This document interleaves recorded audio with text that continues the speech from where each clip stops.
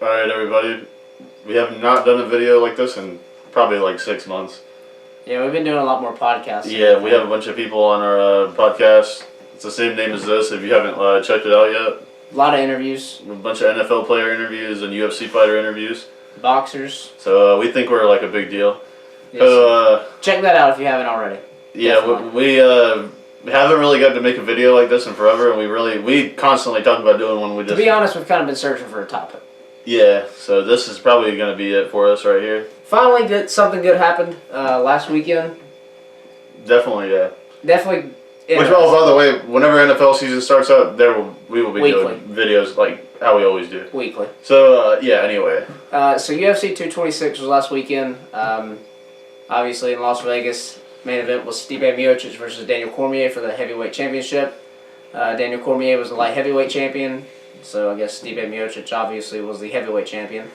Daniel Cormier won, and then a familiar face got in the octagon. Yeah, they already know what happened. They just wants to get right Brock to Lesnar. it. So Everybody has their own like little opinion on the fight, and a lot of people, I've seen a lot of people on Twitter complaining about this fight. yeah, the reason we're making this video, I'm sure you read the title, obviously. People are saying Brock doesn't deserve this fight. Debatable. I don't think it really matters who deserves it. It's just a matter of the ratings haven't really, but the pay-per-view buy rate the last few times hasn't been that It's great. been bad. It's been real bad. We've ordered the last two. We've ordered like the last two or three. Yeah. UFC 225 was the lowest rated pay-per-view in pay-per-view history. And their So pay-per-view take that in history, for a all of minute. them, or what? All pay-per-view history. Worse than ECW 2006. This is the worst pay-per-view ever bought. What was the number on that thing? It's like 155. That's terrible. ECW 2006 or not? What is it? December to Dismember. That was like 350, and everybody made a huge deal. It had about 155 pay-per-view buys. 155,000. And It was. I gotta look terrible. that up to make sure. It was absolutely terrible. I know it was like the lowest they've said. I didn't Yeah. know it was at lowest ever in pay-per-view. What was this? 226. Yeah, it was 225 was the bad one. So the problem is people are saying Brock Lesnar doesn't deserve the fight with Daniel Cormier. Number one, there's no real contender for the heavyweight championship other than Stipe Miocic, who we just saw get KO'd in about 4 minutes and 38 seconds. So can you really say he deserves it? Not really. Francis Ngannou, we saw what happened to him. If he gets in there with Daniel Cormier, not good. That was a trash fight. Curtis That was awful. Blades thinks he deserves it, but the problem is his only loss is to Francis Ngannou, so guess what? You don't deserve it. He has 9,000 Twitter followers and nobody knows who he is. That's another problem. So there's really, if you think about it, there's really no other contender other than Brock Lesnar. I don't see a problem with it. He already said he's not going to fight Cain Velasquez, so you can't make that fight. He just said he'll drop. I don't see that problem why everybody's complaining about it. It's going to be big time money. Everybody wants to see it. All the people complaining about it are definitely going to order it anyway. Daniel Cormier already said he's not fighting anybody that's not a big payday. He said that himself. Well, why would he? I mean, he's already going to have like 2 fights left at max. And completely, I don't blame him at all. He's. I mean, the thing is, like, if you look at the heavyweight division, it's kind of like the thinnest division. And then also, if you look at their stars, like Conor, he's doing whatever he's doing. They have him on hold, basically. John Jones, same thing. We don't know what's going on. Ronda's done. Brock's the only person you can bring in and he's itching to come back. Brock's the only person you can bring in and get immediate results quickly. Yeah, I mean, so I don't see what the problem is. Everybody wants to see it anyway. I mean, the people that are complaining about it are going to order it. He went back in the pool Monday, so he's got 6 months left. Once the 6 months is up, then he's completely. Which coincidentally would be about how long this fight would take anyway, even if everybody was good. Yeah, so I mean, you can't have this fight till January. It's July. That gives Daniel Cormier. He said one time he'll defend his light heavyweight championship between now and then if the right opponent comes up. And then this way, Brock will be able to train. DC will be able to go down and then come back up and do it. Plenty of time. I mean, I wouldn't say plenty of time. 3 months or whatever. Well, to go 3 months and then 3 months again. He could probably fight the light heavyweight belt in like 2 months. He could probably fight in like. Yeah, he didn't take a whole lot of damage. Actually, he didn't take any damage at all. That's true. Broke his finger, but Still, like to do all that moving around though within 6 months, like to go down and then come right back up, that'd be pretty crazy. But I think he's definitely able to do it. I think the hardest part would be going down to 205. I don't think it'd be that hard to go back up. No, it'd be. You said it was fairly smooth transition. Like it was just a little difficult with having the extra weight on. But I think overall it'd be easier because you're not cutting weight and then getting it all back on. He's just going to be at his natural weight. But back to Brock Lesnar, and I don't want to take credit for this. I got this line from Chael Sonnen today, but It's not more or less does Brock deserve the shot. It's DC deserves it, and we were just talking about this before we started doing this. Yeah, I feel like he's kind of had the John Jones stigma, and then he moved down from Cain Velasquez, and he faced Jones again, and it was a bunch of definitely controversy. He's kind of been like a pretty loyal to the UFC, done whatever they said. I don't see why he can't have a money fight. Employee. I don't see why he can't have a money fight, honestly. He's kind of been jerked around with the whole John Jones thing, and has and he just pulled off a huge upset victory. Yeah, he was completely not. He was underdog. I don't see why he can't have some fun and make a big money fight, and then he was underdog by like almost 300 points in Vegas. Odds was pretty high. I mean, Conor McGregor was underdog against Floyd Mayweather 400. Think about that. Yeah, that's ridiculous. He definitely had more of a chance than it shouldn't have been that close to. That's what I'm saying. So I mean, that's stupid. But yeah, I did think Stipe was going to win. I said that our whole time. We didn't really make a video on it, but I totally thought Stipe would win. I think we interviewed a couple guys and talked about it. Maybe. Yeah, I think on our Eric Anders interview, which by the way you might want to check out. I think that we did say that. Yeah, I feel like that we did. We talked about it on there. We talked about a lot of UFC stuff on there, but I think we talked about it on there, and we totally thought Stipe was going to win, just like everybody else did. I mean, just bigger, stronger. He's a heavyweight guy. Yeah, he's a heavyweight. But DC was undefeated at heavyweight, so I mean... It was definitely an interesting dynamic they had with that fight. A lot of people would say he's already had a money fight, counting that one, but I wouldn't say that was an absolute money fight. That was just like hey, this kind of would make sense. I mean, people kind of do that all the time. Bringing in Brock Lesnar is the definition of a money fight. That's a money fight. That's the definition of a money fight. Yeah, that's not even like what we just saw was a super fight. This is a money fight. Yeah, I think there's definitely a difference. I think a super fight's kind of like when you get a fight that does make sense within the rankings and the actual matchmaking, but also people are going to happen to want to see it.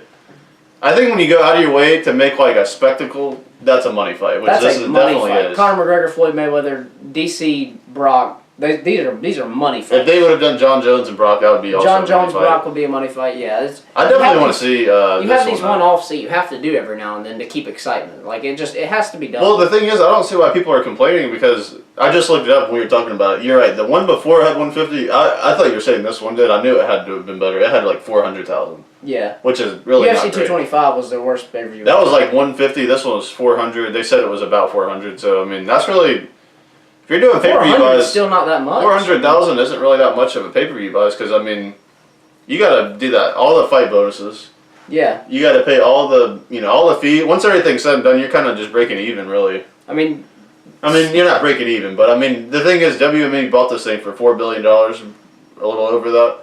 They're trying to make that money back. Hey, they want their money back. They're not going to make it doing 400,000, 150,000 pay-per-view buys. Why do you think they're bringing in Brock Lesnar? Of course they're going to do that. People are going to buy it. It's just you have to give the man who's going to get the most eyes on the product the fight.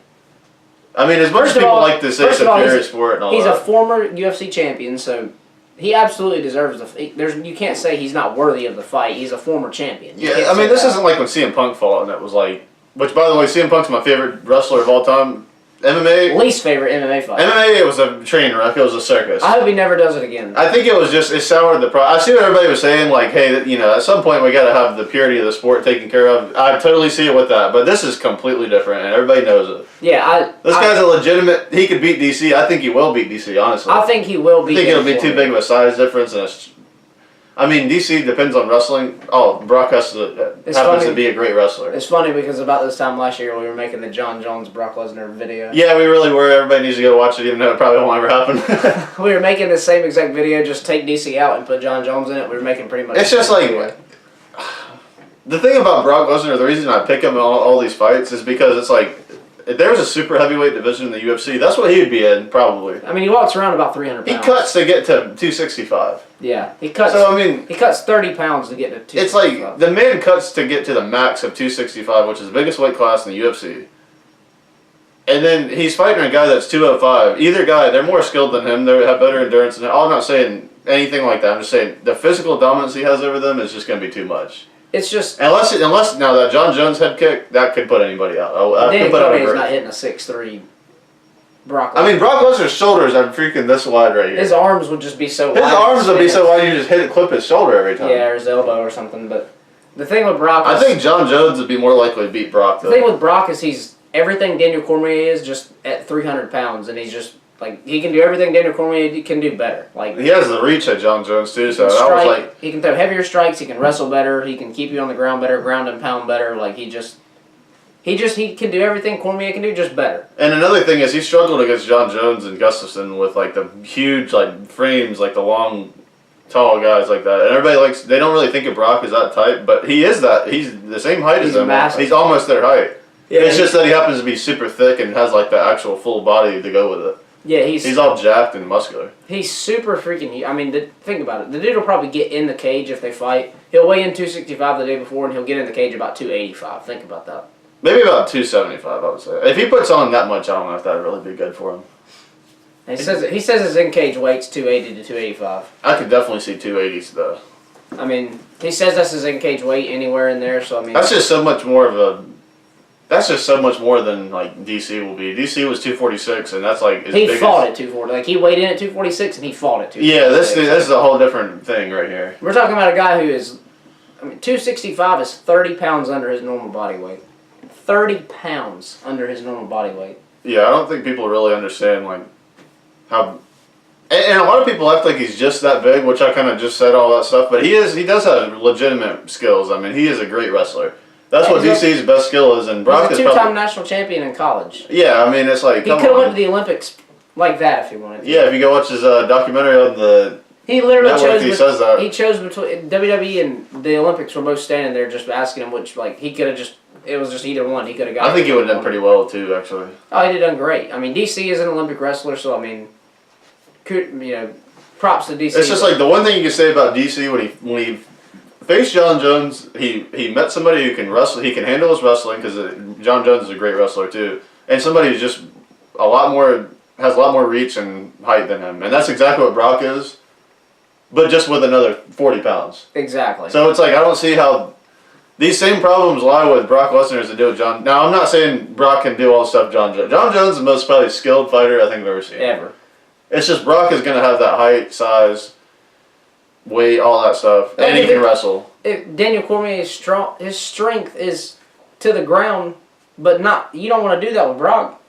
You just don't want to do that with Brock. It's just going to be, I don't know. Brock's not going to clinch up with you like Stipe did. He's not going to do that. Brock never clinches up with people and gets in that. Daniel loves that that dirty boxing where he hits that uppercut. He loves that uppercut. Brock's not going to do any of that. He's not going to engage with you. Brock's just going to stay back, go for a takedown, stay back, go for a takedown. His wingspan's what, like 82? It's like 84. Mine's like 82. His is probably like 85. I mean, he's not. I gotta look it up now though. He's not gonna. He's gonna stay at a distance. His hands are massive. His arms are freaking long, and they're big as round as freaking. They're like this big around. His just it's 6 feet 9 inches his wingspan. That's crazy. That's insane. The man's only 6'3". Yeah, I know. So his wingspan's 6 inches taller than he is. That's ridiculous. That's unheard of. That's so crazy. The thing that his head's freaking this big right here. It's absolutely gigantic. That punch he hit Stipe with is not knocking Brock out. No. A lot of people. I've seen this a lot on Twitter all the time here. Like people are like, "Oh, Brock, he gets knocked out easily. He has a weak chin and all that." I'm like, when has he got knocked out besides Overeem? And that was like It was a body shot. That was a body shot. He was in the cage way too early after getting 12 inches of his colon removed anyway. I think that was a body shot. He didn't get hit in the face. That wasn't like he got knocked out really. Now the Cain Velasquez one kind of was like a TKO. That's the only time. That's really the only time. I mean, everybody likes to sit here and they're like, he didn't like getting hit in the face. Well, who likes getting hit in the face? Besides Nate Diaz, I think he likes it. I mean, there absolutely is reason this fight's being made.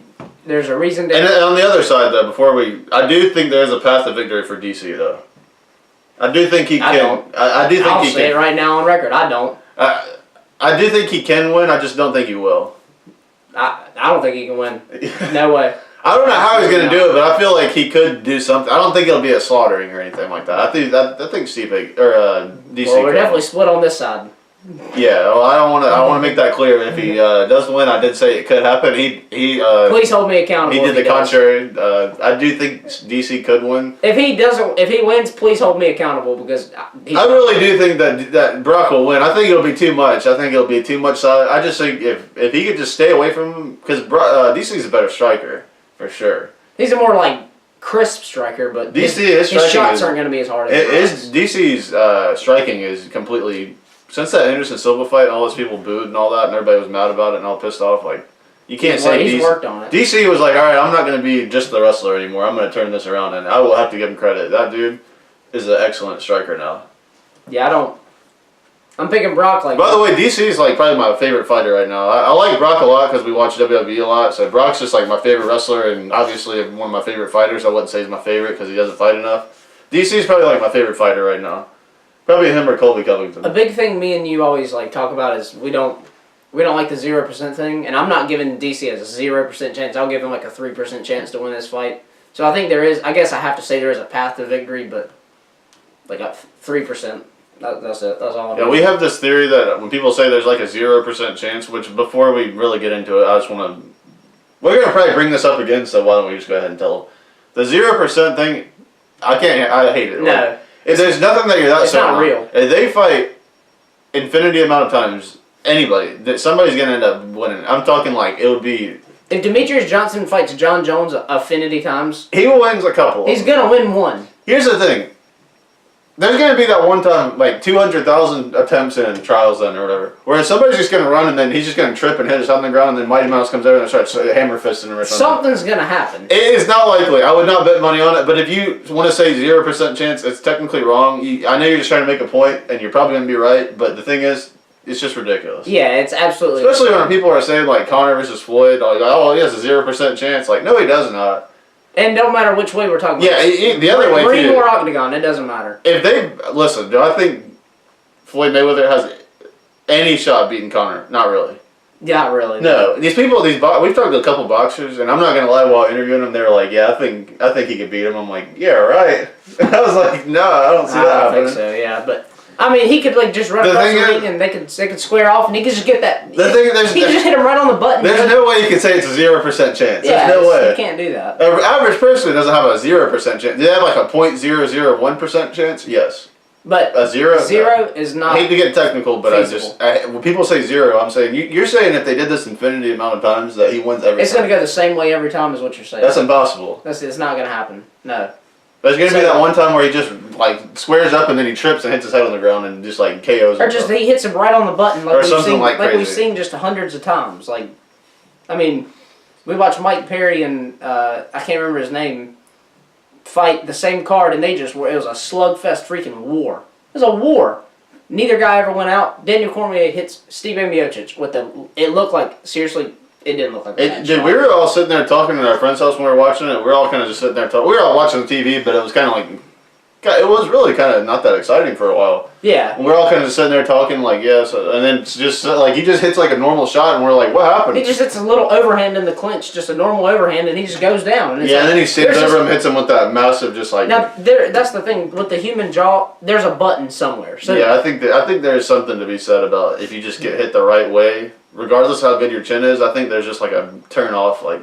There's a switch. There is a switch there. Like it's just like I've seen it too many times. They need to do a sports science thing on this because it's like you can get hit so many times way harder, but it's like that one shot, it's just like hits right or something. Yeah, I don't know what it is, but it's just Anderson Silva that time he was taunting, and that punch was not that bad. Like that time.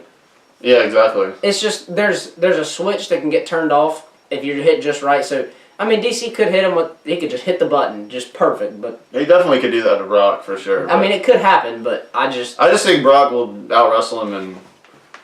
I definitely want to see it, though. I don't even really care who wins. I like both of the guys. I don't even really care who wins. When it happens, it's going to be exciting. We will be ordering that, for sure. We'll probably do, like, a couple of different build-up videos to it. I can do a video, like... As it gets closer every day about that. That's going to be big time. As it gets closer and closer, we'll have to just keep doing a build-up video, like, once a month or something like that. Just like a... That's going to be so update good. Or something. That'll be fun. Hopefully we'll get some news on... Conor's court date's coming up July 26th. So that's, like, what, 2 weeks? Today's the 12th. 13th. Oh, it's the 13th now, yeah. Yeah, so... Yeah, his court date's coming up, and they say, according to the UFC, when they figure out what's going on in court on the 26th, when they get his sentencing, like the next day we're finding out what he's doing. Khabib and him, probably. They'll probably go ahead and announce him and Khabib. Him and Khabib is like probably the fight I want to see really, like probably the most. John Jones is coming up in August. He's going to get his USADA hearing. Colby Covington and Tyron. I'm sure Colby Covington's trying to, We're trying to get him on the show. That's what I'm trying to do. He had I don't know when that card was, but I'm sure he's in the process of recovering. I'm sure he's done, and they'll probably get that fight lined up. So UFC's got a couple.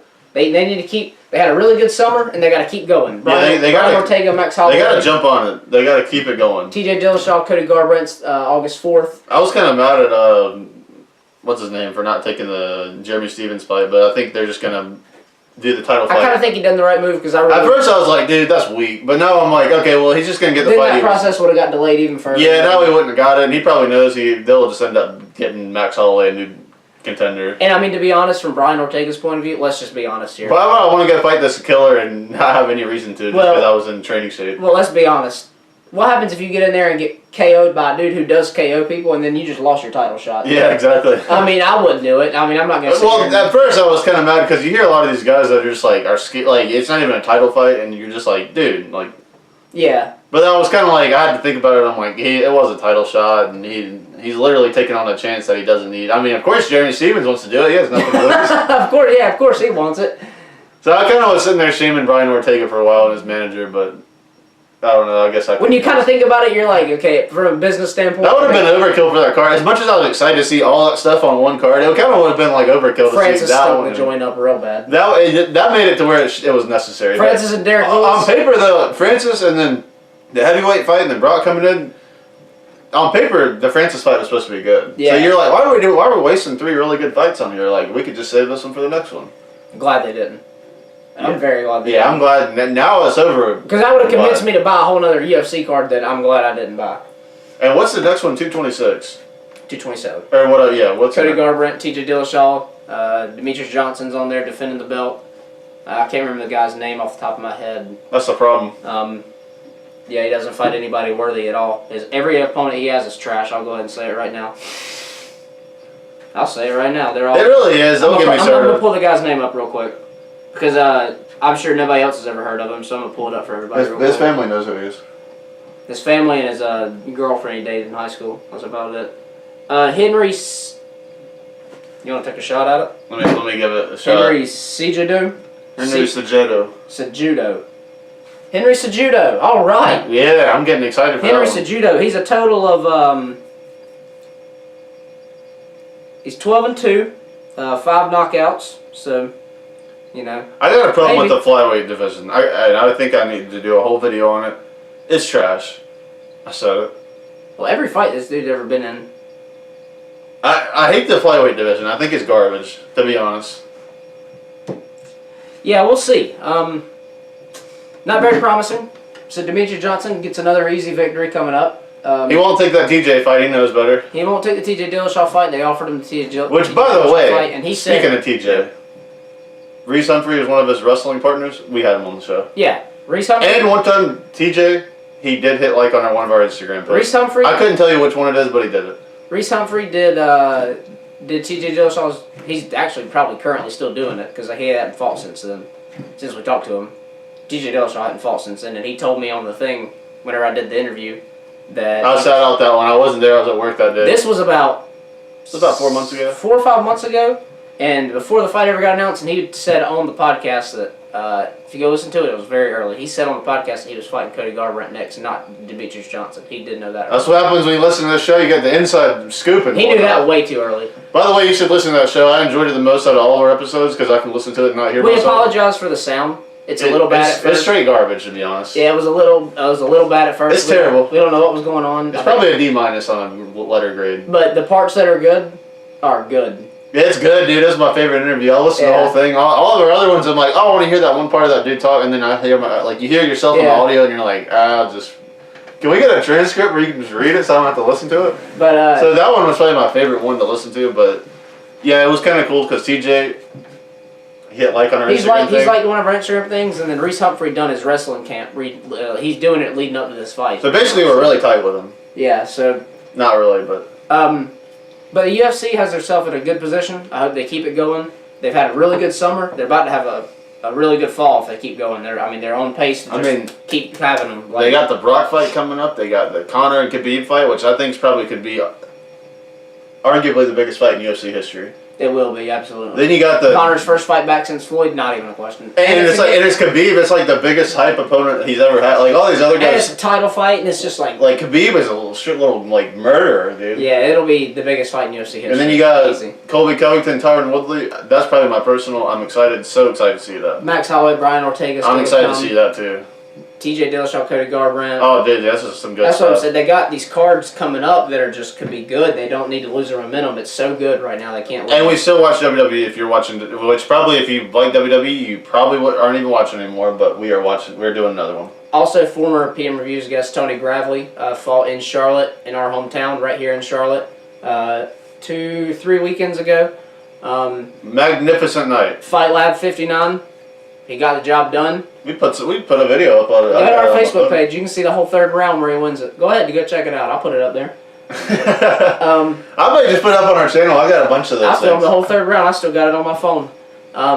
It's gonna be worth something one day. Just like my ticket hanging up in my room right now. He's got another fight coming up. He's on a pay-per-view. I don't know this one. You talked to him once. We're gonna have more details. He's our buddy, by the way. We're tight with him. We're gonna have. You can actually watch one of our guests.